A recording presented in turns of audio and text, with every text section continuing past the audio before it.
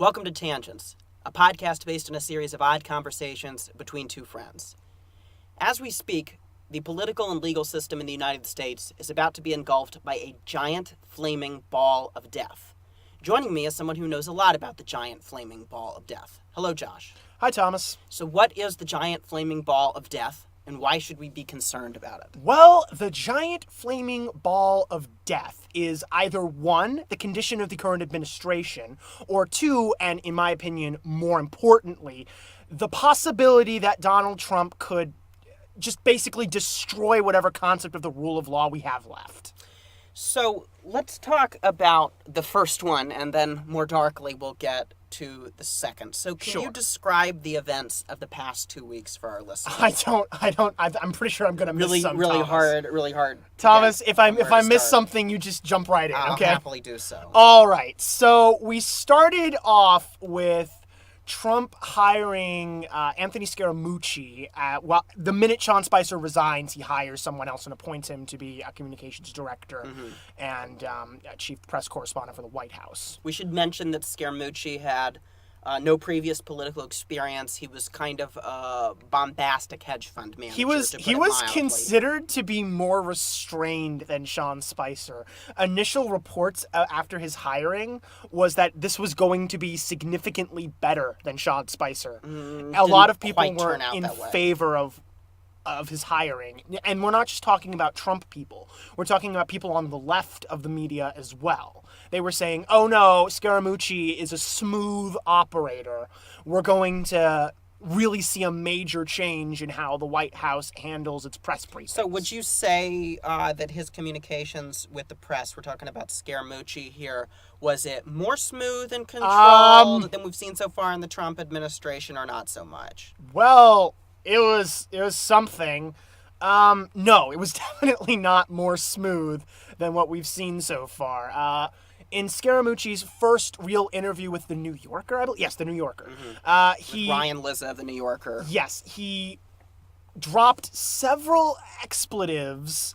You should say that I can attest from personal experience for people who are from New York City or the outer boroughs, that this is not an uncommon way of communicating. No, it's also not uncommon for politicians in general. But maybe not the best way to get started as White House communications director. This was an on-the-record interview, Yeah, Thomas. But who are those expletives directed towards? Reince Priebus. Chief of Staff. Steve Bannon. Yeah. And a little bit towards Jeff Sessions, I believe. Yes. And Sean Spicer. And Sean Spicer, who he replaced. And this is going. This is occurring in the context of what between the president and Jeff Sessions? Well, what I would describe as the most unnecessary public feud of all time. That's quite a statement. Donald Trump has decided Can you think of any other examples of unnecessary public feuds? This entire administration is an example of an unnecessary public feud. Good point. What happened between the president and Jeff Sessions? So Donald Trump has decided, and he said this in his 100-day interview with the New York Times first, I believe, that Jeff Sessions should not have recused himself from the Russia investigation. And as a matter of fact, the fact that Jeff Sessions has recused himself from the Russia investigation would have served as a disqualifying factor for his nomination and eventual appointment to Attorney General. In other words, Jeff Sessions should have told Donald Trump that he might end up recusing himself from a Russia investigation, and had Jeff Sessions told Donald Trump that he was going to recuse himself from the Russia investigation, he would not have been hired in the first place. We're going to get into the implications of that feud in a minute when we talk about the rule of law. Listeners are probably already picking up on the theme here. Yeah, there's a consistent theme here. The president, so you have a situation where the president is having a public feud with the attorney general, who is his earliest ally in the campaign, first major politician to endorse him. We can't understate how exceptional in 2015 it was when Jeff Sessions endorsed Donald Trump during the Republican primary. It is important to point out for our listeners that Jeff Sessions is not an unknown name in the Senate. He was actually quite well respected by the majority of his colleagues. I mean, he's not an A-lister, but he's not a D-lister either. He's not an unimportant person to endorse. He's been around Donald in American Trump. politics for many Yes, decades. and he has He's a career, very conservative. and he has a career outside of this administration as well. And probably, potentially, a future outside of this administration, which we'll get to in a minute. Yeah. But I want to focus on the White House, because that's a giant flaming ball of Jeff. Yeah. That's at least one giant flaming ball of Jeff. We have multiple giant flaming balls of Jeff. We have a lot. One of them's the sun. But they're all converging. The problem is that this administration has essentially become, in the last few weeks, a garbage fire. Yes. And the problem is that there was previously a lot of garbage and little fire, and now the fire... It's a giant flaming ball of death inside a garbage can. Yeah, and now the fire has overwhelmed the garbage. Yes. So, essentially, the funny part about this feud is that Donald Trump lambasts Jeff Sessions in a bunch of interviews and a bunch of tweets, and then says, our beleaguered Attorney General, Jeff Sessions. Well, that was earlier last week, I think. Yes, it was earlier last week. At this point, Scaramucci's just come in, but we still have Priebus. So what happens to Priebus? Priebus. What did Scaramucci say about Priebus specifically? I think it was a biblical reference. He's my brother, but some brothers fight. And he referenced Cain and Abel. Cain and Abel. What, yes. Mr. Josh? So you're Jewish. Yeah, what did Cain do to Abel? Well, it depends on what interpretation of the Torah you listen to. What do most people think Cain did to Abel? And is this a good way for brothers to interact? No, this is not a good way for brothers to interact. As a matter of fact, I would say this is probably the second worst... This is the worst brother interaction, closely followed by Jacob and Esau. Yeah.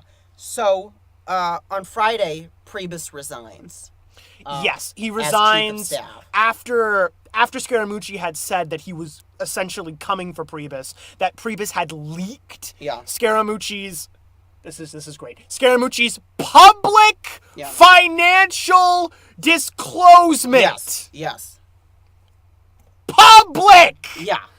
He leaked a public document. And what has the administration been really upset about lately? What have they been blaming a lot of their problems on? Leakers. Yeah.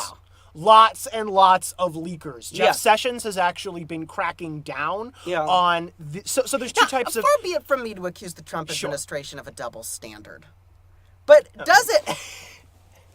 We'll let you cope with that one for a minute. But does it seem a little off that the new communications director is not making a minor personnel leak in regard to his political rival within the West Wing? That's a pretty significant thing to link that form. That's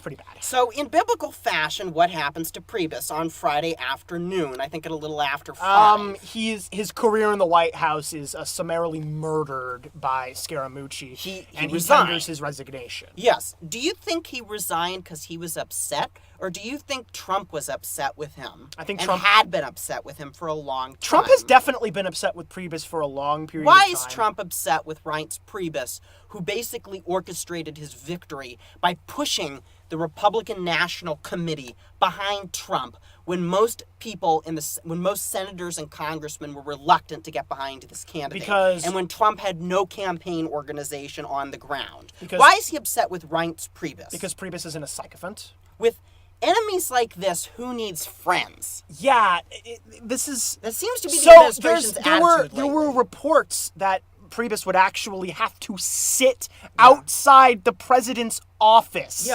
to determine who he was talking to and what he was saying. Reince Priebus was the chief of staff of the White House. It's kind of his job to know this. Could that have been really important thing for him to have done? I'm thinking last February when James Comey was in the White House. James Comey. Yeah, that we might have discussed before. By the way, Josh, if our listeners want to know more about the situation between the president and James Comey, would you recommend they listen to the previous episode of the Tangents podcast? Oh, absolutely. It was a fantastic episode. One of our best. After you finish this episode. This episode is more important. But Reince Priebus, he's listening to the president. So he's trying to do his job, and the president's not happy with him. And then the new communications director comes in. This is just after Sean Spicer, the press secretary, boy, who wants that job, Yeah. who had recently announced that he'll be leaving the administration.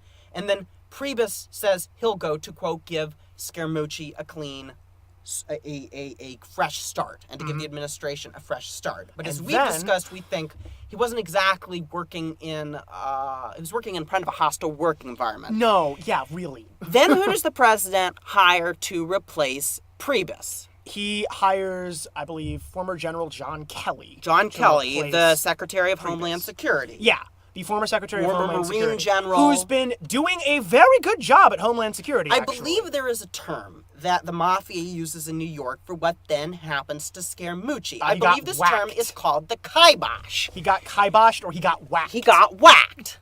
Yeah, so Kelly essentially comes in and makes a statement that he's going to be requiring Marine levels of discipline. I don't usually quote social media very often, but I saw one bit on this that said that if you bought milk on the day that Scaramucci was put in as communications director, that milk is still fresh. You can still drink that communications director. I don't know who this person is, but I heard another thing that he lasted only slightly. His tenure as communications director was shorter even than the guy who it turned out was in the Hitler Youth.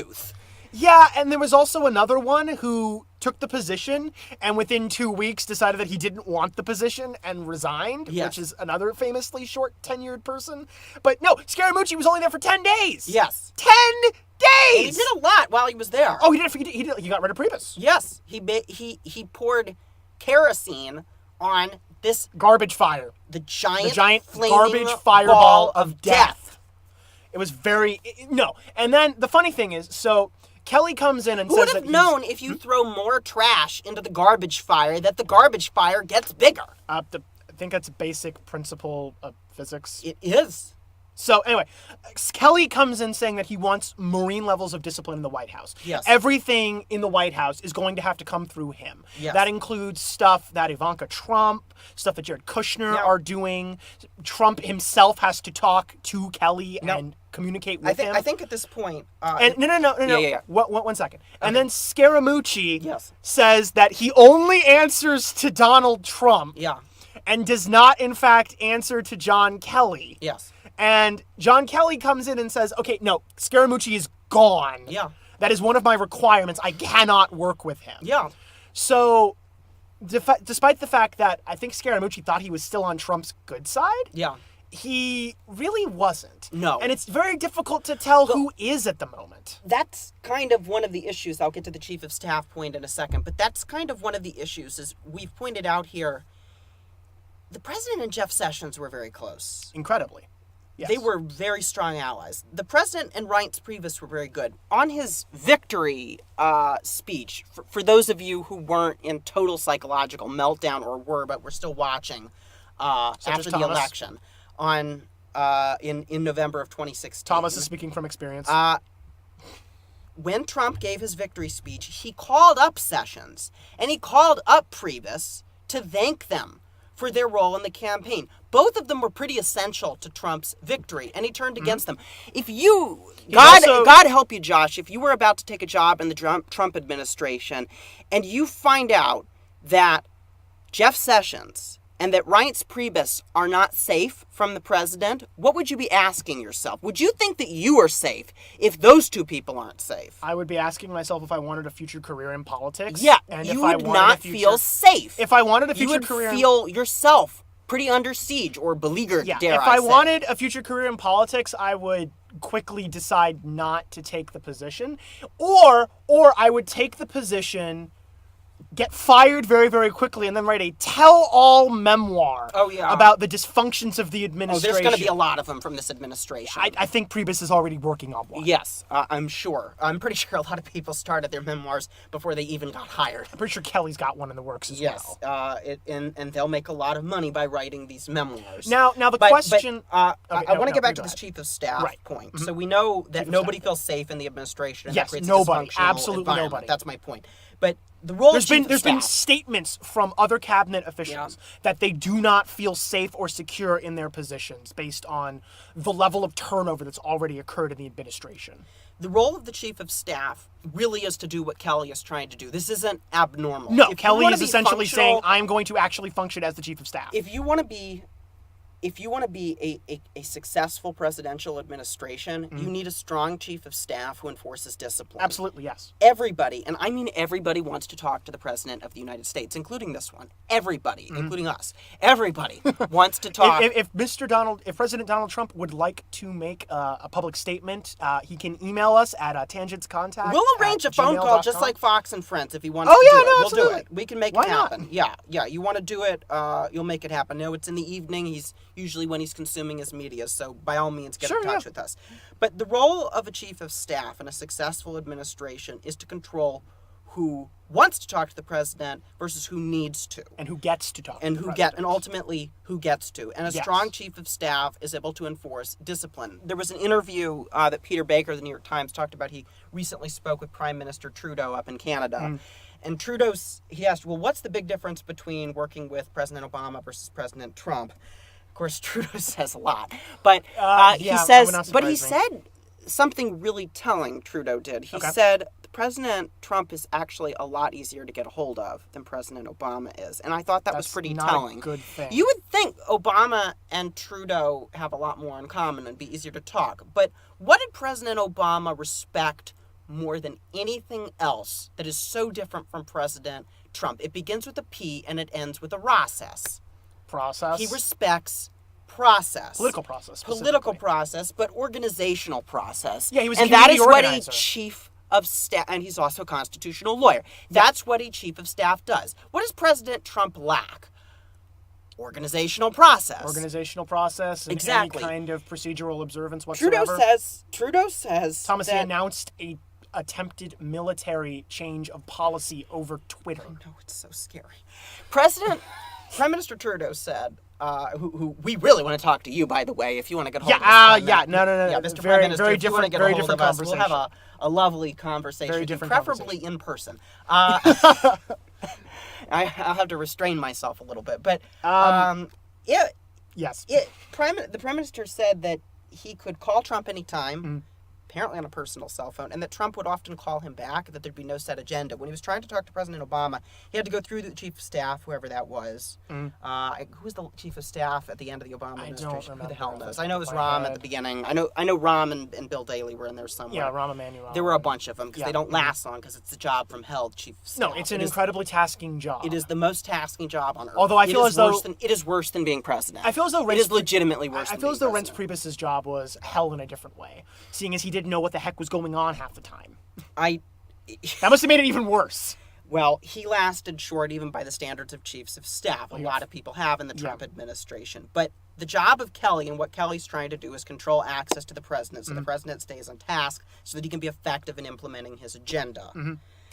Now, my question to you, Okay. can he do this? Can he? He definitely has the capability. He's actually has more experience. Yeah, but does Trump? That's a different question. It's the same question. That's will he? No, as it's the opposed same to- question. Okay. Are you asking if Trump has the physical capability to stay on task? I'm asking if Trump has the physical capability to respect Kelly enough No. in order to stay on I don't task. think he does. The discipline to hold in communication, I think- the discipline to go through and to respect the chief of staff, because it's not just the people under Trump who have to respect Kelly. True. It's Trump who has to respect Kelly. Obama respected his chief of staff enough not to call Trudeau without going through the chief of staff. I don't think- The president has to respect the chief of staff as much as the other cabinet secretaries and White House officials, including the communications director, have to respect the chief of staff in order for that role to function. Yes. I And think that ultimately, if Trump doesn't do that, Kelly's not going to be successful. very true. I think that Trump has more respect for Kelly than he had for Priebus because Kelly has the former military background, Yeah. and for whatever reason, Donald Trump seems to have a great respect for generals Yes, he and does. former And military that's officials. disturbing in other ways. Yeah, but Highly disturbing. it's somewhat beneficial for Kelly in this sense, at the very Yes. least. However, I don't think that Donald Trump has respect for people who are trying to dictate things to him. No. And while Kelly Including has himself. Yes, and while Kelly has much more experience in the kind of tasks necessary for the chief of staff than Priebus did, as a matter of fact, and much more political experience than Priebus did, as a matter of fact, which is actually interesting. I don't think that he's going to take dictation from Kelly well, and that's essentially what Marine discipline boils down to. In the military, when your commanding officer tells you something... Tells you to jump, you ask how high. You ask how high. No, you jump and then ask if it was high enough. Yeah. Actually, is how that works. That's not what Kelly wants from Trump, but he is expecting that Trump respects what he's trying to accomplish. I feel as though the question isn't... If Trump does this, it ain't going to be for very long. I feel as though the question isn't if these two are going to collide. The question is when and how big is the explosion going to be. Yeah, and it's not the only one when we're dealing with the giant flaming ball of death. So we've gone through the background to what's happened, to the considerable events of the past few weeks, which have probably changed as we were talking, no doubt, but listeners get the general trend. I want to talk more about the giant flaming ball of death itself, though, and that is the threat to the rule of law that all of this imposes. So, essentially, while all this is going on, and slightly before this was going on, Donald Trump decided to start talking about his pardoning powers. Yeah. And this is actually an incredibly troubling discussion. Yes. That doesn't usually get had. We don't usually have this kind of discussion.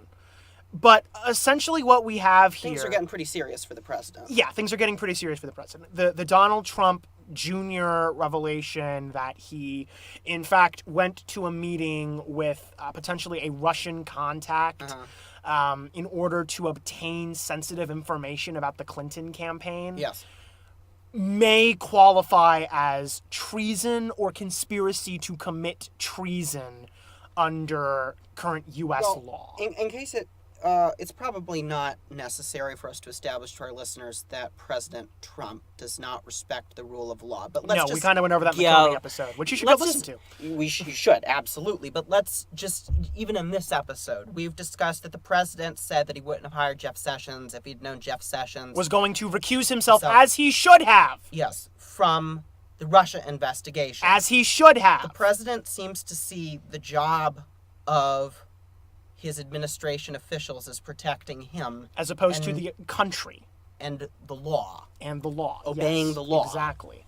That indicates a lack of respect for the rule requirement. Of law. There's no requirement. Personal loyalty is far more important than what the law says. I would say there's no requirement for a Trump appointee to observe the rule of law if it's detrimental to President Trump, his friends, or his interests in any way, shape, or form. Yeah, and that's quite problematic. Deeply troubling. And it's especially troubling when we look at the pardoning power.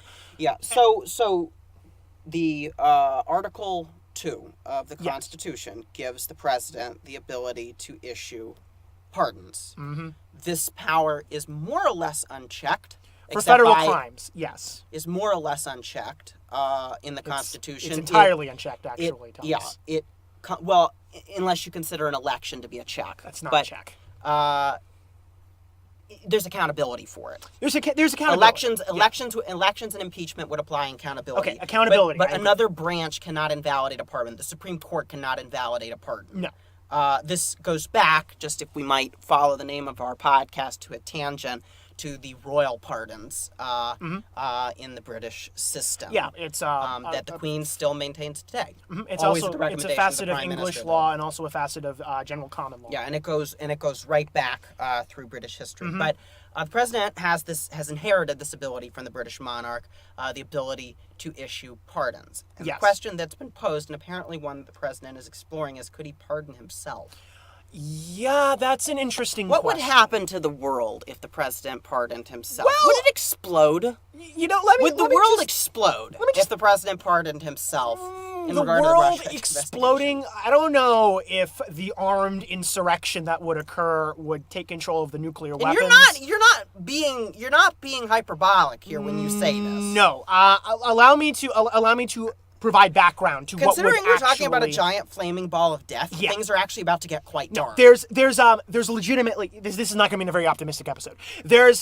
Here's what would happen if the president pardoned himself, summarized in a single thought. Mm-hmm. The president would have committed a crime in order to obtain the presidency, would use the power of the presidency that he had committed crimes to obtain, to pardon himself for the crimes that he did to obtain the power that he is now using to pardon himself. The world would explode. Well, the country would certainly explode, and I don't think I'm exaggerating when I say that. Now, Thomas knows I can be a little bit pessimistic about this kind of stuff, especially when I feel very, very strongly about something, but I actually think that the rule of law would take such an irreversible blow and such a major hit that we would have to immediately amend the Constitution to impose limitations on the president's power to pardon things. So I want to get to the mechanism itself, so we can maybe pave the path to the world exploding. Sure, paving from the the path. Giant flaming ball of death. Giant flaming ball of death, which is now the Earth, by the way. Can the president pardon himself? Interesting question. Theoretically, yes. Constitutionally, absolutely. Practically, we haven't seen it happen yet. Have governors done this? Governors have pardoned themselves. Not for anything like this, though. No, not for high treason. No. And not for crimes committed to obtain the office office of the of the governor couldn't pardon himself for high treason. No, that's a federal crime. Only the president can pardon himself for high treason, as Yes. a matter of fact. Which is just, isn't that a lovely catch-22? Anyway, so... Or pardon somebody else for high treason. Yeah, so essentially... We wanted to give a posthumous pardon to Benedict Arnold or something. You could actually do that. Which I think occurred before the Constitution, but that's okay. You could still do that. Okay. So essentially... the president, the only time we've ever seen the president in position to pardon himself for large amounts of crimes would be during Watergate under Richard Nixon. And Nixon explored the possibility of doing this, but never actually did it. No. Instead, his chief of staff, I believe, talked to Ford about... Ehrlichman.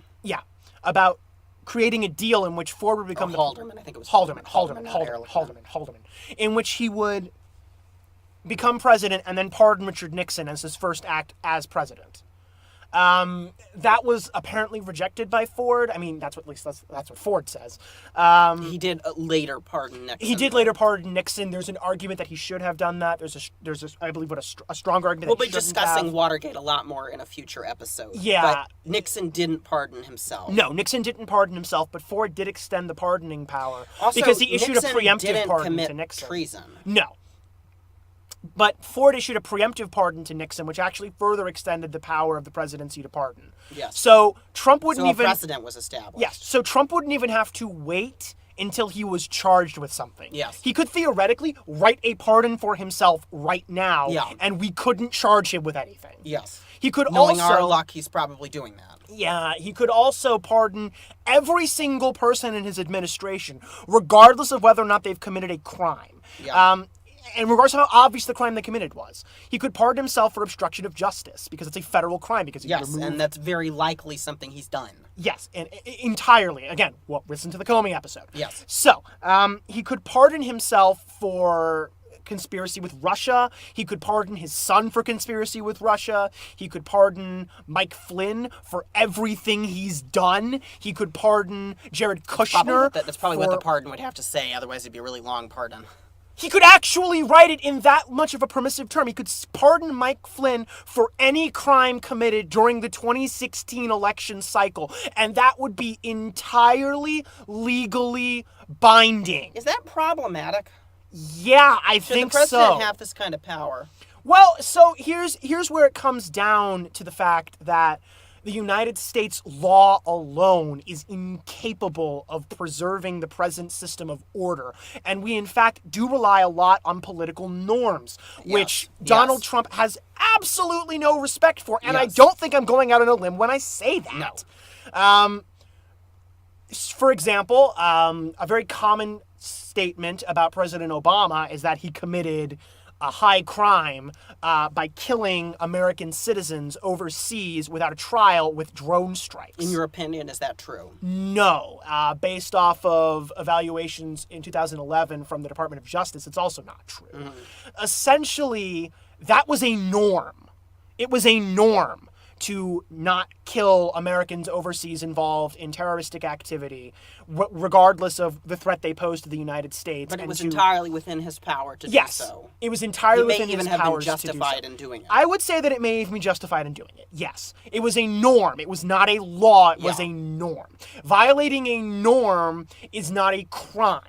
Violating a norm is not against the law. It is against tradition. It is against procedure. It creates a new procedure, but it is not against the law. We're talking about the violation of a norm on an entirely different order. We're talking about a violation of a norm that is underpinning of the fundamental trust that people have in the legal system What here. Remaining trust, anyway? I think people still have a large degree of trust in the legal system. I think that that's been evidenced by the fact that the Supreme Court has not enacted Trump's travel ban. I think that the court system has actually been very effective as a check on Donald Trump's authority. But the court system couldn't do anything if he pardoned himself. No, because his pardon is legally binding. And here's the norm that would be completely undermined if Trump pardoned himself. Yeah.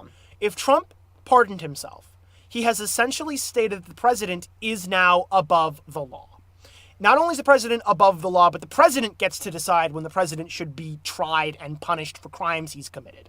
Theoretically, the president could issue a preemptive pardon for people executing political murders on his behalf in Washington, D.C. Yeah. I want to get to a point, though, about impeachment. Okay. So, as we discussed in the Comey episode, which all of our listeners should go back to. If you've heard it once, listen to it again. It's really There's good. a lot of good points in it. But impeachment's a political process. It's not a legal process. True. If the president pardoned himself for all of this, couldn't Congress still impeach him anyway?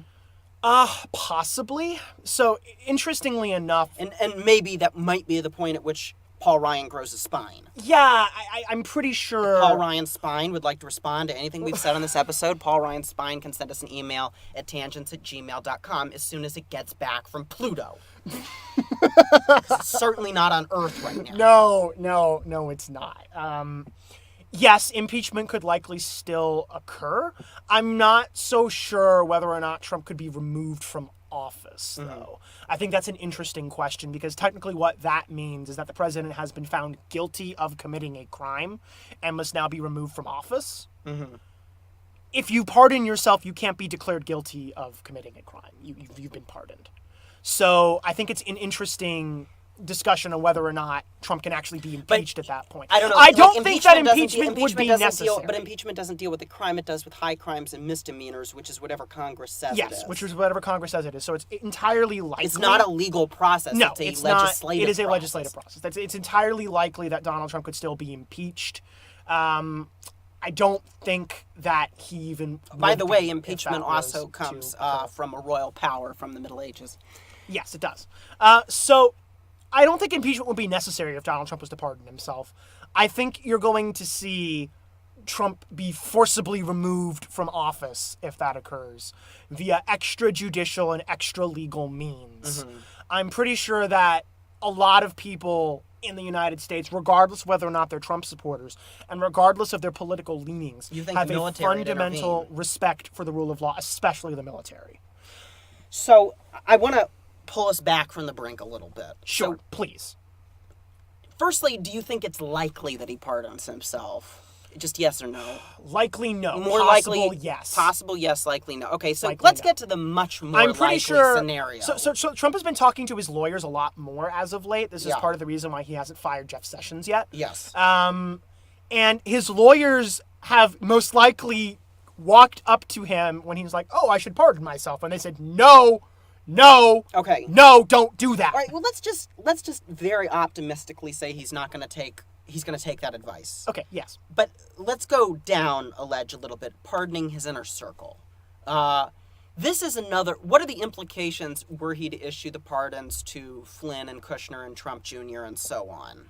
I mean, it's another slap to the face to the rule of law, is what it is. It's essentially saying that even if these individuals have committed treasonous acts, even if these individuals have jeopardized the fundamental sanctity and security of the electoral process, they're not going to be able to be held accountable for their actions at all. Yeah. And And again, he thinks they shouldn't be. no, and not only does he think that they shouldn't be, he thinks they shouldn't be strong enough to make sure that they aren't. Yeah. It's incredibly important to point out that the minute Donald Trump issues a pardon, it doesn't matter what the reason the pardon has, it is legally binding. Yes. He can commute sentences and he can pardon. And no one can do anything about that unless we're talking about impeachment or unless we're talking about Extra constitutional means, measures. which is not It's a dark place that's to go. not that's not in the toolbox. And unless we're talking about in 2020 when he runs again for re-election. Yeah, which is the ultimate accountability mechanism for a pardon is an election. Yes. Agreed. And you know, if hostile foreign However- governments with cold climates are getting involved in our elections already. However, Thomas, Yeah. it's been only about 6 months since Donald Trump assumed the presidency of the United States. It's only been so long. It's only been about 6 months. We still have 3.5 or a little less than 3.5 years of the Trump presidency to go. Assuming there's no impeachment, which Assuming I'm there's no inclined to impeachment. say is a safe assumption that there isn't going to be one I think it unless depends. Democrats take control. I of think it Congress. depends on the results of the Mueller investigation, and I think it depends on if Trump pardons people in response to the Mueller investigation. I think that if Trump pardons Jared Kushner, if he's going to be tried for a crime, if Trump pardons Michael Flynn, if he's going to be tried for a crime, if Trump pardons, I don't know, Jeff Sessions, who really should not be tried for a crime, if he pardons... Not this crime, anyway. Not this crime, no. If he pardons his son, Trump Jr., for... and he's going to be tried for a crime. And it's entirely possible this is what's happening. A little while back, the special investigation hired a large amount of prosecuting attorneys. A lot of people thought that this was evidence that Mueller was looking, in fact, to determine whether or not he could prosecute people for crimes. And about this point is when Donald Trump really started to turn up the pressure on getting rid of the special investigation. So is it possible... Which is Trump's bottom line and his anger at Sessions. He Yeah. wants to end the Mueller investigation. He He's wants been trying to Sessions- undermine Mueller at every turn. He wants to get rid of the Mueller investigation. Sessions can't do it because he recused himself, and Rosenstein won't do it because Rosenstein's the one who called for the investigation in the first place. Yes. What's your opinion of Rod Rosenstein? Rod Rosenstein. It's Rosenstein. It's Rosenstein. It's Rosenstein. Rosenstein. We established this in the Comey episode, which we recommend you listen to. My apologies, Rob Rosenstein. My opinion of Rob Rosenstein is, I would say, moderately high, actually. Yes. He's generally pretty well viewed. He seems to be doing what he's supposed to do on a procedural level. He doesn't seem Can't to say be... that a lot of Trump administration No, officials. you can't say that about Jeff Sessions, as a matter of fact. Yeah. Even if you disagree with what he's doing on a procedural level, he's entirely correct. Mine is something that I'm going to talk about in the intellectual buffet. But suffice to say, I have a moderately high opinion of Rod Rosenstein. It's going to take a while for me to get that. He doesn't seem You're to not be... the only one who's mispronouncing that name. I'm positive. He doesn't seem to be kowtowing to Donald Trump. He doesn't seem to be... But could Trump dismiss Rod Rosenstein? He could, but then we're in Monday Night Massacre territories. Yeah. That is essentially Watergate. Trump fires Sessions, fires Rosenstein. I don't know. I mean, do you think after the firing of Comey, I mean, we haven't had, except for what's happened in the West Wing recently, and I still think I still see that more as a personnel matter. Okay. I see them as being, they're related, but they're not quite the same from what we discussed in the background, getting rid of Priebus and the communications team and the shakeup Right. on the communications Yeah. team. That is that's different than Comey. Firing Comey was a whole different order. Firing Comey changed... And firing Sessions would certainly be of an entirely different order than, say, the firing of Priebus or Scaramucci. No, Trump can fire Priebus and Scaramucci for whatever reason he wants to. Yes. And it really doesn't have much implication for the rule of law. No, in the way that firing not Sessions really. would It be. has implication for the Or God stability... forbid Mueller being dismissed. stability of the administration, but not the stability of norms surrounding the rule And of law. since the firing of Comey, I would point out we haven't had anything like that. No, because Trump, I think... Do you think he got bit and he pulled back? I think he got bit and he pulled back. I think But for that, how long? I don't know. That's an interesting question. I mean, he really wants to fire people. Everyone around him is saying, don't do it. Don't fire them. Don't Trump, fire your attorney general.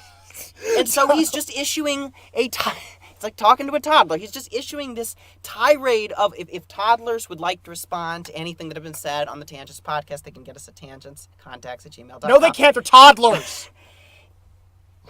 He's been issuing this tirade of abuse against Sessions, hoping that Sessions will just resign because he's sick of it. And Sessions has said he's not going anywhere. I'm pretty sure Jeff Sessions, correct me if I'm wrong, Mr. Secretary, if you'd like to respond at tangentscontacts@gmail.com, is used to receiving a lot of abuse over the years from all corners. Mr. Attorney General. Mr. Attorney General, not Secretary. Attorney Secretary General Sessions. Jeff Sessions. Attorney General Sessions. He's used to getting abuse. He is. And he's not going to resign anytime soon. As a matter of fact, I think that he's getting pushed up into a wall. Yeah. And Jeff Sessions is the kind of person who gets really, really stubborn when he's in that position. And Southern men I tend to feel be like this. like exactly. I feel like Sessions is in fact less likely to resign now that Trump is essentially trying to force him to resign. I'm going to hit on a point that we'll talk about more in a future episode about what's going on at the Justice Department, and you'll hint about it in your intellectual buffet probably. Yeah. But Jeff Sessions has other goals as an independent actor. He does. From Donald Trump. There's a lot of overlap, granted, between Trump and Sessions, but Sessions has been active in politics longer than Trump, and Sessions has a certain vision of America. Sessions has a much more conservative, traditional conservative vision of America than what Donald Trump has. Donald Trump doesn't have a very sophisticated vision of anything. I think he has a sophisticated vision of his ego.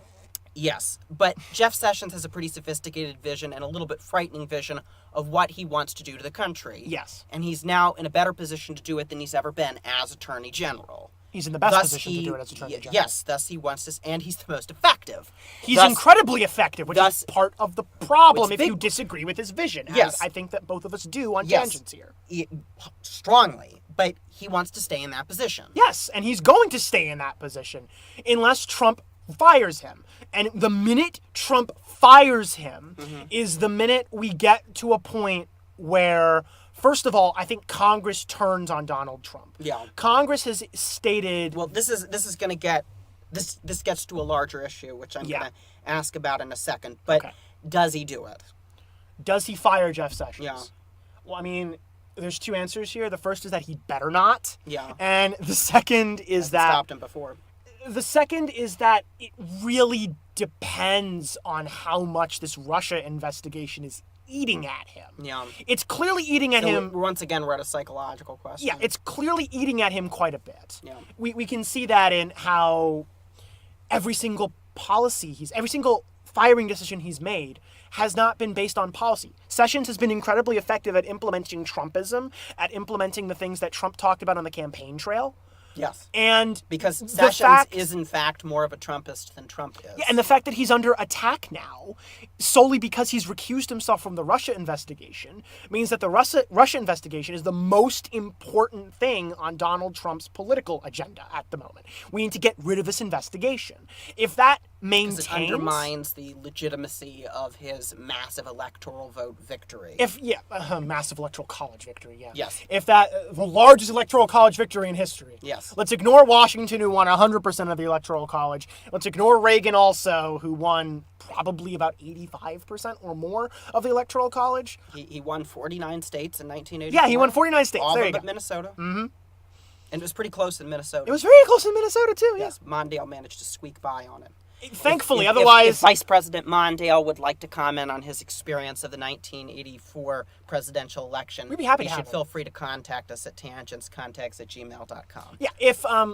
And good thing that he managed to win Minnesota. Otherwise, we'd be saying, the two presidents who've won 100% of the electoral vote, Ronald Reagan and George Washington. Yes. And that'd be a very interesting But going back to anyway, Sessions and the investigation. So the president is really seriously contemplating doing this. And that might be the point at which this giant flaming ball of death really That's the point in which the giant flaming ball of death, currently it's about the size of a Washington, D.C., that's about the point where it encompasses the entire country. Yes. That's about the point where there's so much of an issue where we really need to start talking about impeachment, direct action. People, I think, are going to come to the streets in the same kind of way we saw with Nixon. And not just the hashtag resist. No, not hashtag resist anymore. Legitimate people who were not part of hashtag resist are going to come to Washington, D.C. We're going to see moderate Trump supporters turn on him. We're going to see traditional conservatives turn on him. I think what's left of traditional conservatives probably abandoned him already by now. Well, anyway. they've abandoned him, but they haven't said that he needs to be for Paul Ryan. Yeah, but they haven't said that he needs to be impeached yet. And we're going to get protests in the streets. We're going to get bipartisan support for impeachment memos. We're going to get... It's going to change the basic scope of the discussion of Donald Trump's impeachment from primarily a radical Democratic position. We're going to get Tahrir Square.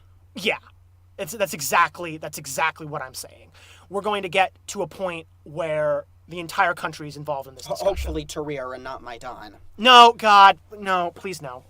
So you mentioned Congress, and we've mentioned Paul Ryan's spine quite a bit. I want to talk about... You've mentioned Paul Ryan's spine quite a bit. I've mentioned Paul Ryan's spine quite a bit. I want to get into... So what's Congress's reaction been to these events? You've mentioned you think there's a point at which Congress could turn on him. What's Congress's relationship to what's going on? Well, it hasn't been a very... I mean, the ball really is in their hands. If they want to check this administration, they have the power to do it. That's exactly They just correct. have to find the willpower to go against basically significant I don't base. think that there was a significant congressional reaction to Trump's statements about his pardoning powers on the Republican side. On the Democratic side, of course, everyone's up in arms about everything all the time. Yes. But we're mostly going to be talking about the Republican side when we're talking about congressional reactions. That's the important part. Of course, the Democrats are going to have a fundamentally negative reaction to everything that Donald Trump is trying to accomplish. Yes.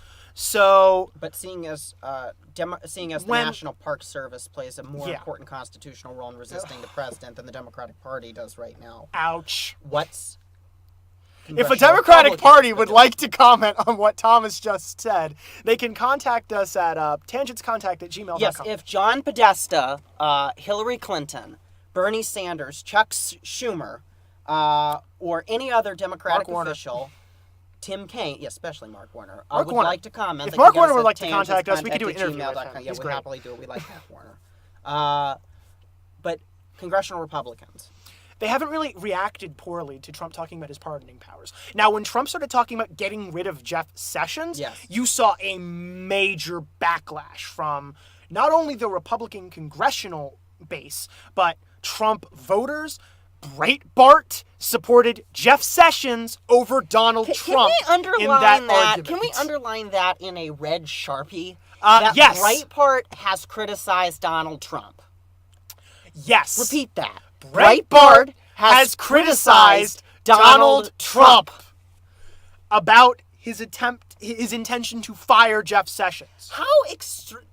Okay, I probably might not be too shocked that the president eventually turned against the attorney general for the reason we've established that he's an independent power center who I think you might be able to say he has some respect for the rule of law, who certainly has independent objectives, who has goals different from the administration, and fundamentally, just what are the physics of that position of attorney general, his relationship to the Russia investigation? It was inevitable that these two were going to fall out, actually. He needed to recuse himself. But Breitbart, the most vocal pro-Trump news website that caters predominantly to the alt-right. I was going to ask in my next question, how is the alt-right and Trump supporters reacting to this situation? And there apparently is a little apparently Elizabeth Warren and Bernie Sanders and Democratic officials and liberal Democratic officials and commentators and Breitbart are now on the same page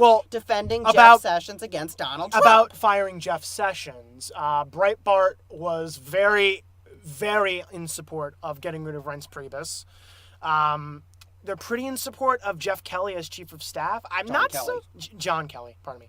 Not Jeff Kelly. Not Jeff Kelly's Jeff. the person. There's lots of Jeffs, Johns, and Mikes in John Kelly as chief of staff. I don't think they were in favor of getting rid of Scaramucci, but I'm pretty sure that was more of a funny story than anything else. I don't know. Do you think the alt-right is as concerned about because like I don't think they really care. Scaramucci. I don't think they really care. Yeah, I don't. I group to say. them in like with the Ivankas and the Kushners and so on. I don't think they really Whereas care. Sessions is pretty core and pretty close to the alt-right's heart. Now, I think they don't want to get rid of... Sessions appeared on Breitbart Radio. He was interviewed by Andrew Breitbart when he was still alive. Yeah, they don't want to get rid of Sessions by for sure. Steve Bannon when Steve Bannon was still a media figure. They definitely don't want to get rid of and Sessions. Scaramucci didn't like Bannon. They definitely don't want to get rid of Sessions for sure. There's a couple reasons for that. One, I think it's because... So, the alt-right position on the Russia investigation is that it is essentially a gigantic nothing burger. Yes. Was the quote taken from O'Keefe's Project Veritas. Yeah. A minor CNN producer who, every time I hear someone refer to this credible source, minor CNN producer, he becomes like chief executive producer of political commentary or something. That's not his job title. It's a little amusing somebody who worked for CNN is such a big figure on the alt-right. It's pretty funny. Well, he's not... Then again, what happened to Glenn Beck? He's not a big figure as much as he's quotable.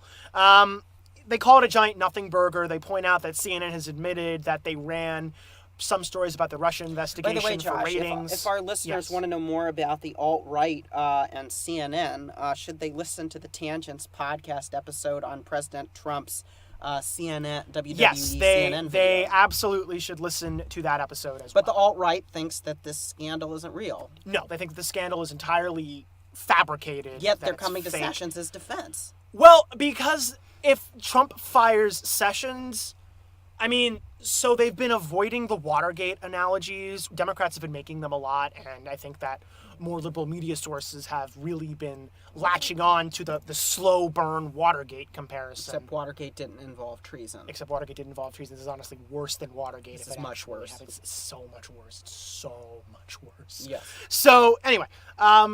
Also, Watergate didn't take place in a Trump hotel. No, if Trump fires Jeff Sessions, the Watergate comparisons become unavoidable. Yes.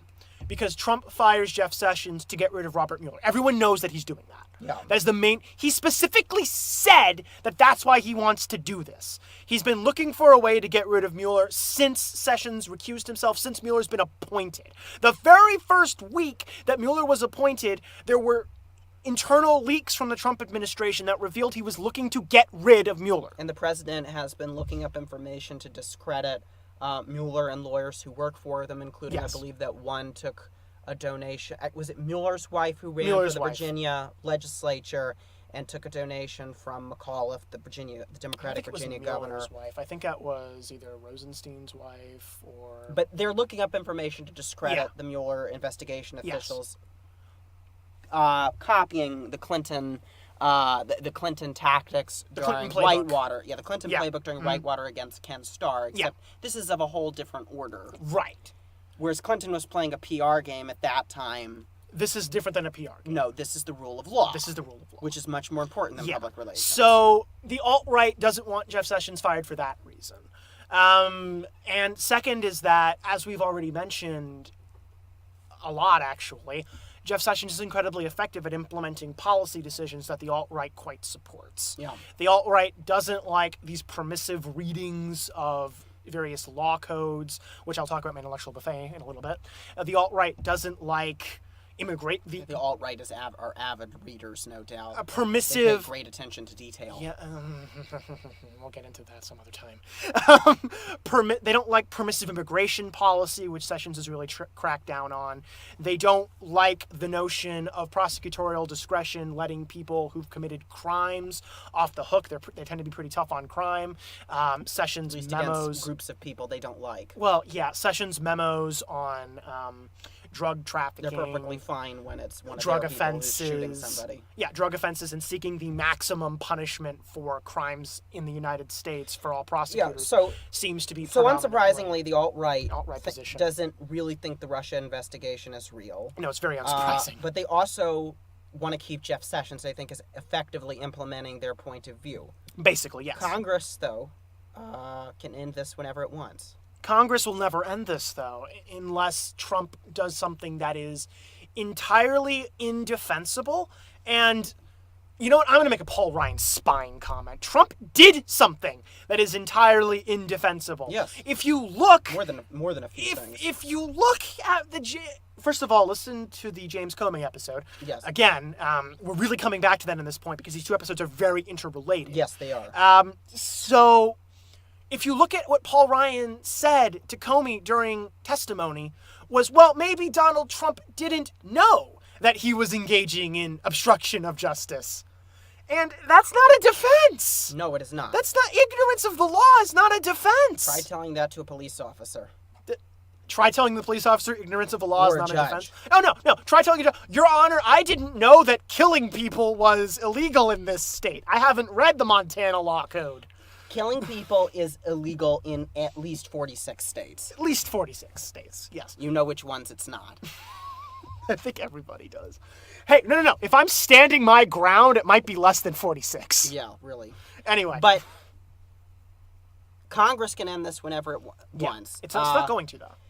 Because there is an incentive structure in place. So the incentive structure... The incentive structure. The incentive structure is essentially Congress will end the Trump presidency when it becomes so politically the political cost of supporting the Trump administration becomes so ridiculously high that actually ending the administration and turning against your own president, theoretically, because Trump is a Republican, becomes a better idea. Except about 30% of the public still supports him, even under the current situation. I'm surprised it's that high, but it is important to point out that is an incredibly low approval rating for a president within his first year of the presidency. But think about that approval rating, right? Okay. But think about how congressional districts are drawn. That's true.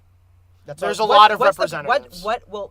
Let's say I represent Wyoming's at-large district or one of Kansas's districts. What's the president's approval rating in those individual districts? Very high. Also, it's important to point out that of these 30%, likely 2/3 or more are strong supporters of Donald Trump. Yes.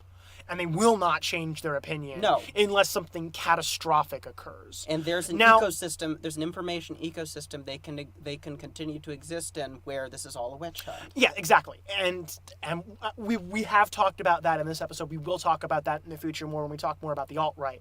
And when we talk more about people who have similar opinions to the alt-right but aren't necessarily part of the alt-right. Anyway, essentially, if Trump fires Sessions, it becomes... So there's benefit right now to the Trump administration for Republicans. Jeff Sessions is implementing policies that Republicans quite like. Steve Bannon might not be, the best person for some of these decisions, but strict immigration policies, some of the economic things that are being done, Republicans very much support And that. if Congress was actually passing bills right now, the president might just sign them. Exactly. But Congress has an inability to pass bills, which we may talk about in a future episode, and... Undoubtedly. Well, it's not going to stop anytime soon. Anyway, so, Trump fires Sessions. He essentially gets rid of someone who not only is incredibly effective at implementing policy, but is implementing incredibly popular policy with Republican base voters and with his voters. Senators. His voters. And the base in general. The Republican traditional conservative base really likes Jeff Sessions. But that calculus hasn't really stopped him in the past. No, and it won't stop him here. What will stop him here is if the Russia investigation submerges under a lot of other headlines. And I don't think that's ever going to happen. Well, not for lack of trying, though. No, not for lack of trying, because I'm pretty sure... The very cynical part of me wants to say that Trump created the transgender ban to try to bury the Russia investigation. That's exactly what I thought. And to appeal... It's definitely what I thought about the CNN video. The CNN video is undoubtedly, bury something he did not want people to Although it was still a very important story, I think, for other reasons. Nowhere near as important as the giant flaming ball of death. Yeah, this is significantly more important than the CNN story. Anyway... Also, Congress tends to have some kind of nepotism when it comes to supporting people who were previously congressmen in official positions. Sessions had bipartisan support during his confirmation. Yes. And it's entirely likely that if Trump fires Sessions, that Republican senators, lower-level Republican senators, could turn against him simply by merit of the fact that he used to be a senator and has now been dismissed. I think these other reasons might be even greater. Yeah, but there's that possibility as well. There's petty reasons as well that this could result in a major congressional turn against Donald Trump. And it's important to point out that it's not so much that Congress supports Donald Trump right now, maybe with an exception of Paul Ryan, and some minor representatives in the House of Representatives. It's significantly more that it's not politically expedient enough to not support Donald Trump for the Republican congressman.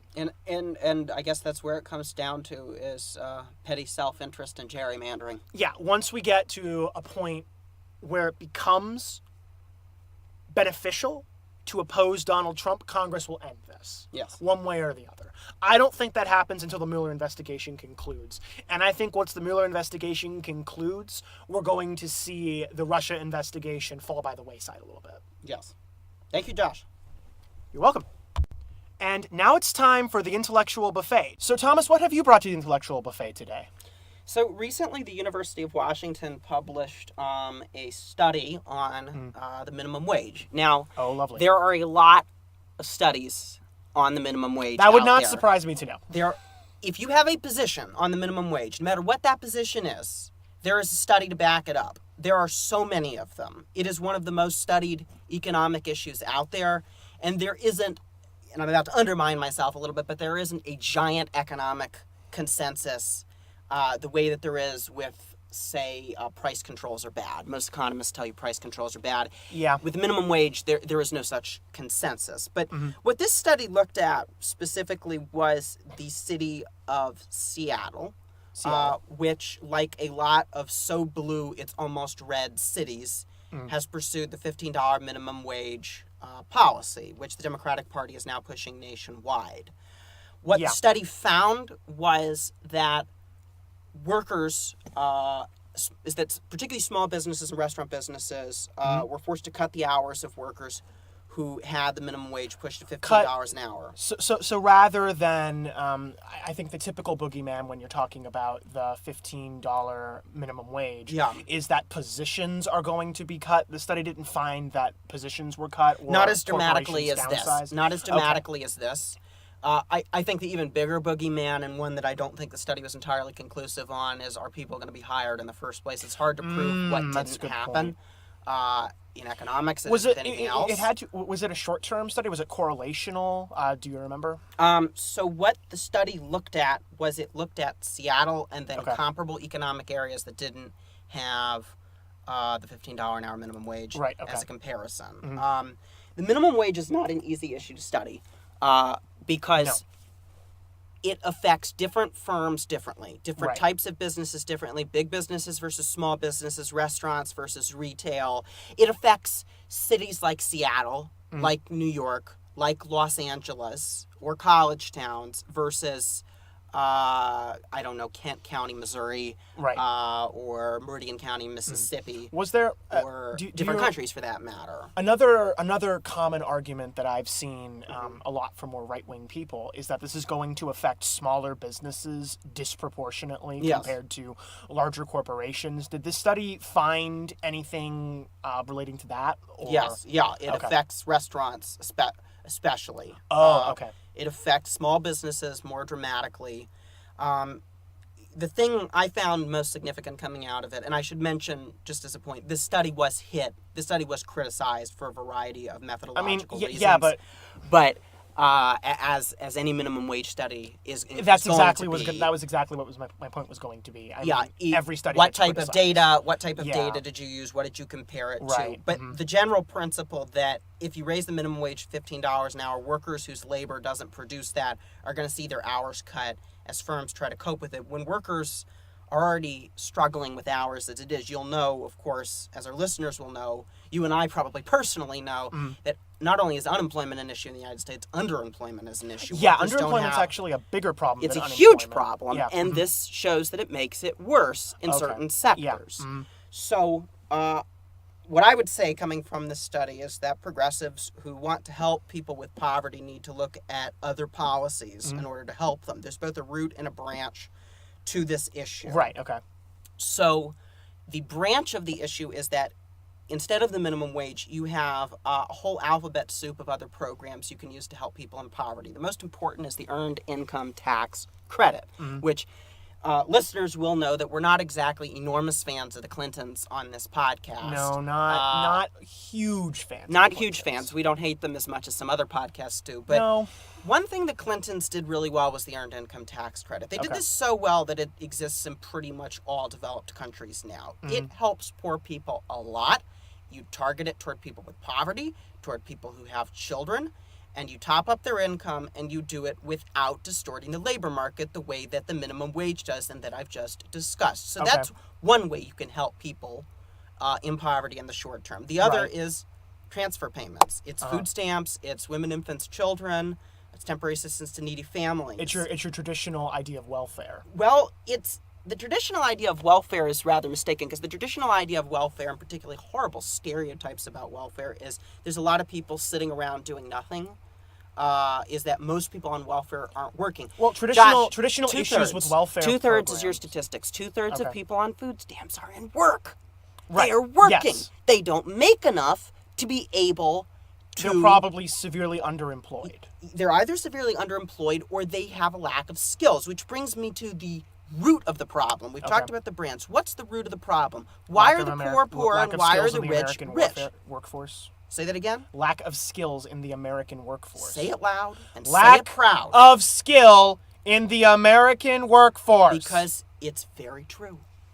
If you want to help poor people, the answer is education.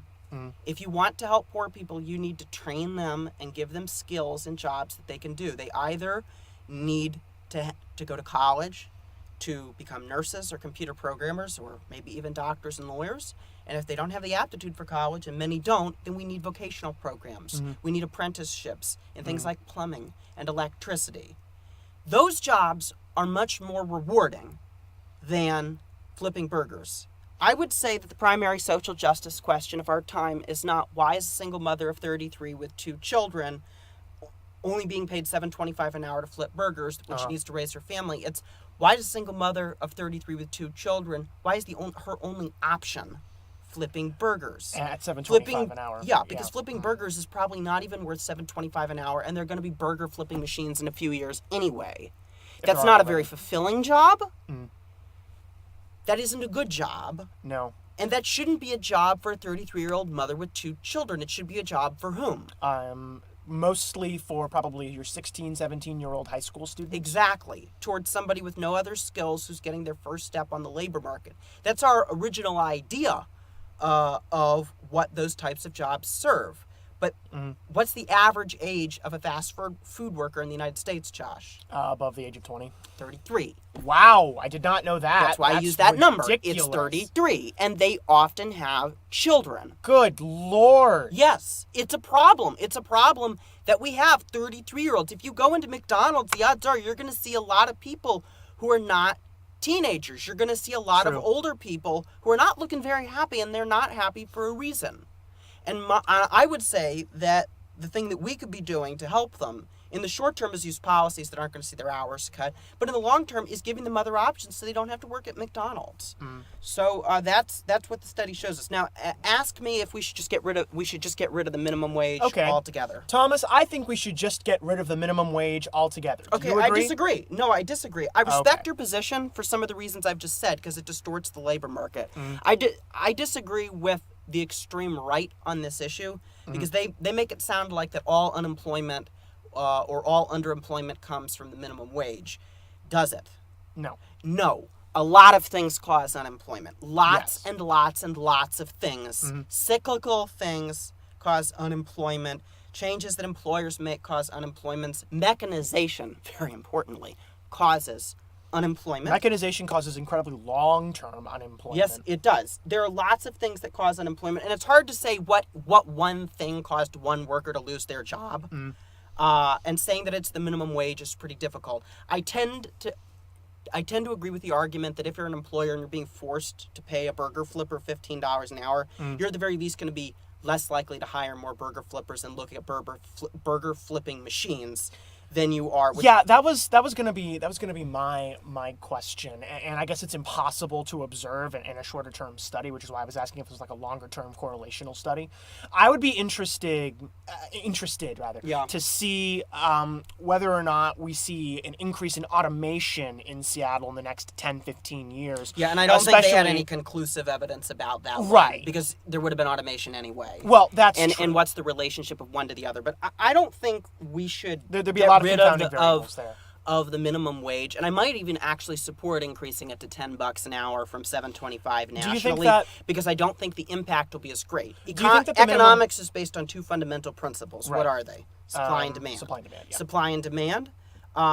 Where supply and demand meet, you have what? You have an equilibrium. If you go a little above the equilibrium, you get a little distortion. If you go a lot above the equilibrium, you get a lot of distortion. Yeah. High minimum wage is a lot of distortion. A little above the equilibrium is just a little distortion. This is the public policy question, is what's the trade-off. Economic policy is all about trade-offs. That's what economists will tell you. That's what I'm telling you now. Right. The trade-off for, let's say, giving a pay raise for 93 workers when 7 of them either lose their jobs or don't get jobs in the first place is that you have transformed the lives of those 93 workers. Poor people tend to spend all of their money. That's what being poor means, is you spend everything to survive. Spending is good for the economy. Right. It creates more demand. It is worth it to have that little bit of unemployment or that little bit of people not being employed in the first place or that little reduction in hours to give them that pay raise, which is why I want to keep it. Okay.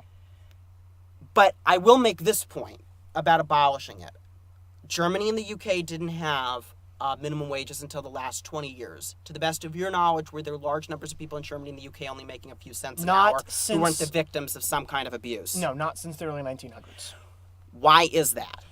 Because those markets tend to have a greater percentage or greater amount of skill than our market. Exactly. They're smart, especially in Germany. They're smart. That's always been the case. We're going to talk about Germany a lot more as their election approaches in September, and I'll talk about their wonderful economic policies. But German and British workers are generally smarter than people in Liberia, and thus they tended to better educated at the very least than people in Liberia. Yes, they have more skills, they're more educated, and thus they were able to bargain for higher wages. The minimum wage did help them. It did help low-wage workers, particularly if it was a modest minimum wage. And Germany's is very modest. Right. When it was introduced, I think in the early 2000s even, it was very, very modest indeed. And the modest minimum wage, I would say, is helpful, and the trade-off is worthwhile. The trade-offs for a $15 an hour minimum wage are absolutely not worth it, particularly when there's lots of alternatives. So that's my spiel. So one final question, Thomas. Okay. A more moderate policy that I think we've seen proposed, maybe not recently, but was definitely much more prevalent in, say, the early 2000s, mid-2000s, was accounting for inflation with the minimum wage. Do you think at the very least we should be doing that? Yes, I do. Okay. We pay federal workers salaries based on inflation. We do. I have a very cynical view as to why we haven't already fixed the minimum wage to inflation as it is. Okay. Democrats want to get elected. Full disclosure, I might conceivably in another life have worked for the Democratic Party of Virginia. I know how advantageous it can be to say that you stand for raising the wages of low-wage workers and your opponents favor getting rid of it altogether, and keeping that as an issue election after election. There's a very cynical theory we have in politics, and I personally think this is kind of about abortion as well with Republicans, is that having an issue alive and not actually resolving the issue actually benefits individual politicians. Yes. It really helps Republicans that Roe versus Wade hasn't been overturned because they can use it in every single election But Roe versus cycle. Wade's not going to be overturned. No, it's not, and Republicans will continue to be reelected opposing abortion. Yes. It works for everybody. You get your abortions, and Republicans can stand against it. If we didn't have a constitutional amendment, it would work for slavery, too. Minimum wage. Minimum wage. Slaves didn't get a minimum wage. Slaves didn't get any wage. Slaves didn't get any wage. Slaves didn't get a maximum wage. No, they did get a maximum wage. Slavery is wrong, and we're against it on tangents. Yes, we are keen supporters of the 13th Amendment here on Tangents. We've established that. But it's a good policy proposal. I don't know how we got there, but it's a good policy proposal. My brain is how we got there. Yeah. It's a good policy proposal to fix the minimum wage to inflation. I would be in favor of maybe raising it a little bit. I'm flexible as to how much, but raising it just a little bit and then fixing it to inflation in order to help workers. And then using other policies in the short term, using transfer payments and earned income tax credit to help low-wage workers, but in the long term, we need to really, and I will talk about this more in a future episode, we really need to change our education system. That was incredibly fascinating. Thank you, Thomas. So, Josh, what have you brought to the intellectual buffet? You know what, Thomas? I think everybody's been getting along too well at this intellectual buffet.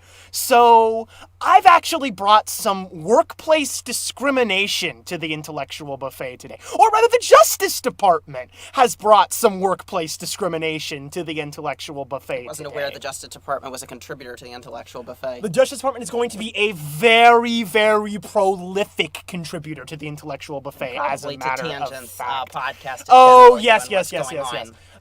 So what are they doing this time? Well, so the same day that Trump released his incredibly controversial transgender ban, which isn't really a transgender ban because he didn't talk to anyone in the Defense Department. I think what the Defense Department actually said was this isn't actually a policy. This is not. And essentially, the Defense Department said, yeah, this isn't a thing. We haven't gotten, the Joint Chiefs of Staff said this isn't a thing. We haven't gotten a policy recommendation from the Defense Department. To think that he operates rather like some kind of Ottoman Sultan, and I'd have to consult my history books as to whether Ottoman Sultans operated or a Russian like this. Tsar. Or a Russian Tsar, and I honestly don't even think they operated like this, but that you could just make a pronouncement, and then it will become law. He's King David from the Bible. That's what he is. Yes, King David. All right, there you go. Except it doesn't work like that in a system. As we've established in previous episodes, the president seems to fail to understand, and as we've talked a lot about today, the president fails to understand a concept called the rule of law. Well, yes, a lot of people fail to understand the rule of law. And seems to think we have the rule of Twitter instead. Yeah, so, no, we don't have that. But at the same time that Donald Trump was making national news with the transgender ban. Do you support the rule of Twitter, Mr. I do Hassan? not support the rule of Twitter. It also would be the rule of tweeting. Anyway, so the Justice Department decided to make an amicus curiae brief in a New York State case about LGBT discrimination under Title VII of the 1964 Civil Rights Act. What's Title VII? Title VII essentially states that employers do not have the right to discriminate who they hire based on certain considerations. One of them is sex-based. This consideration was taken by the Obama administration and the Department of Justice and the EEOC, I believe. To include trans people. To include trans people, to include sexuality-based discrimination. Yes. Sex-based was taken to be an incredibly broad and permissive term. Yes. So basically, you can't fire gay people for being gay. You can't fire lesbian people for being Do you think lesbians. this was sound, just as a side note? Do I think it was sound, or do I think it was a good decision? Those are two different questions. Both. Do I think it was sound? I think you can argue that it was sound. Personally, I don't typically take a position where I read policies this permissively. Yeah. However, I don't think that, so here's where we get into an interesting question about the intent of the law. Yeah. The 1964 Civil Rights Act was not intended to be a limiting provision in Title VII. No. It basically applies to everything that was perceived to be an issue at the time. Yes. But LGBT discrimination wasn't considered to be an issue at the time because if you look at when the act was passed, LGBT issues were basically considered to be mental health issues at this period. Yeah, the attitudes toward gay rights were not particularly that didn't really change until what? 1960s. The end of the 1970s, beginning of the 1980s? Well, when it went out of the DSM? It was in 1973. 1973. That That's what I homosexuality thought, went out of the DSM, but the social attitudes took much No, longer social attitudes to take a lot catch up. longer, but I'm taking that there was legitimate there was legitimate But psychological do you think this proof. expansive reading was sound, and was it a wise decision? I think it can be sound. I wouldn't have personally interpreted it in this way, but I would have passed another law that if said Obama had specifically- asked you to write something interpreting in this way, could you have reasonably Oh, absolutely. interpreted in this way? It's not difficult to do that. You just talk about the intent Usually of the law. you obey. Usually, if President Obama asks you for something, Yeah. Mr. Hassel, you do it. Well, yes. Was it a good decision?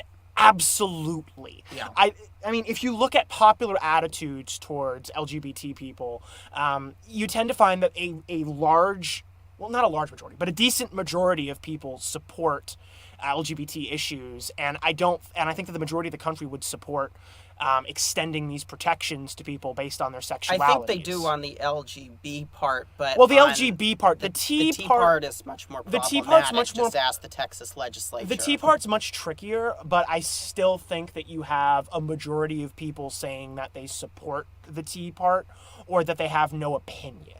It's still a But vocal not the mind. Justice Department under No. Jeff Sessions. The Justice Department under Jeff Sessions doesn't support the LGB or the Tea part, Thomas. And lots of other groups of people. Well, yeah, as the story develops, we're gonna talk about the affirmative action nonsense as Yeah. well. But what the Justice Department essentially stated is that this ruling and this decision by the Obama administration and by the EEOC is not, in fact, a correct interpretation of Title VII, which, in effect, because this is an official statement from the Justice Department as opposed to a statement tweet. by an affiliated organization, like Twitter. or a tweet from President Trump, which has no legal value whatsoever. This has legal value. Yes. And this means that under So Jeff... it can actually hurt people and not just yeah, make no, us it will scoff with it will indignation. 100% absolutely hurt people. Yeah. This brief essentially means... Which is, I think, picks up on one of our themes that people who are competent and effective but still evil can cause damage. I'm not so sure if I would call Jeff Sessions evil as much as I would say that have he's... misguided intents or Yes, bad policy ideas. Exactly. I don't think he's evil because he supports the rule of law, as we've previously discussed. Yes. Anyway, he's essentially overruled... At least for that reason. Yeah, it's not he's evil. essentially overruled the Obama-era decision that LGBT people are covered under Title VII, which means that it is now acceptable to discriminate based on sexuality-based discrimination ideals. So, as if I didn't want to hire a gay person, I could do that now. Yeah. That is a thing I could do. I could ask that question, or I could fire someone for a variety of different things. I can't solely fire them because they're gay. That hits a lot of other What was the laws as justification well. for doing this? Why is he doing it? Because it's not a correct interpretation of the law. He said that the law says sex-based discriminations. Now, what's the most narrow reading of sex-based discrimination you can think of? Biological Sex-based. That's exactly it. That was what it was intended to be. And so Jeff Sessions and the Justice Department, well, not really Jeff, well, we're pretty sure Jeff Sessions was involved in this. I mean, he has to be. He's the Attorney General. But he didn't actually write the brief and sign it.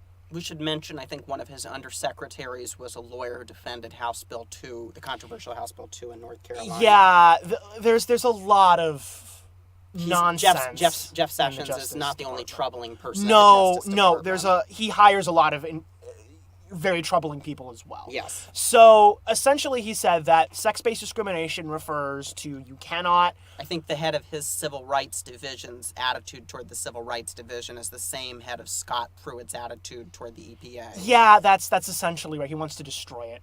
And no. Or use it for white people. Use it to defend Well, white people. yeah, the most shocking thing was that no attorney from the Civil Rights Division in the Department of Justice filed any kind of motion or made any comment about the Title VII amicus curiae brief. It seems as though he either shut that down or there's a general consensus in the Justice Department, based on who Jeff Sessions has hired, that this is the correct decision to make. That it needs to, in fact, be overruled, that Title VII does not, in fact, apply to LGBT people. And if I might make an inference here, that Title VII should not, in fact, apply to LGBT people. And I think it's it's very deeply troubling, especially based off of how we've really seen the legal scene be almost a champion for LGBT people in the past couple of years, starting with the Obergefell v. Hodges. And a variety of other things, including... We should mention that the reason that the Obama administration made that interpretation of Title VII in the first place was because it's not like Congress was going to pass anti-discrimination laws. No, that's very true. Or amend the Civil Rights Act to include sexual orientation or gender identity in the Civil Rights Act, which they have the power to do, but they don't want to do. No, and amending the Civil Rights Act would be incredibly controversial because it would bring up Title IX and things like that, which are not... There's a lot of pushback from conservative senators against Title IX and things like that. But we're talking about Title VII. No, Title VII is very different than Title IX. Yeah, I have very different opinions on Title VII than I have on Title IX. Yeah, those are two very different issues. Yeah, and it's important that you don't conflate them together. Yes. So, essentially, until either, one, we do pass a law, two, we get a Supreme Court decision which is capable of overruling precedent and amicus curiae set by the Justice Department. I'm sure Neil Gorsuch would love to make a decision. God, Neil Gorsuch. If there's anything I dislike more than the Justice Department, it's Neil Gorsuch. By the way, Neil Gorsuch will also be a prime contributor to my intellectual buffets and will probably join the Justice Department bandwagon of bringing discrimination. Yeah, we should mention that if Justice Gorsuch, Secretary Sessions, or anybody else has any ideas on this policy, then they should email us at tangentscontacts@gmail.com. Absolutely. We'd love to hear from you, and we will read your response on the air. Sure, no, I am 100% fine with reading a prepared statement from Jeff Sessions, Gorsuch, anyone from the Justice Department, or Justice Gorsuch on air. I'm not saying that I won't respond immediately to the response and lambast it, but I will absolutely give you as much time as I give myself. Yes. We are 100% in favor of that. We don't think it's a right at Tangents, but we think that it is something that should be established in all forms of media. There should be some way of responding. And that's all the time we have for the giant flaming ball of death. We'll keep you updated as it approaches further. Thank you for listening.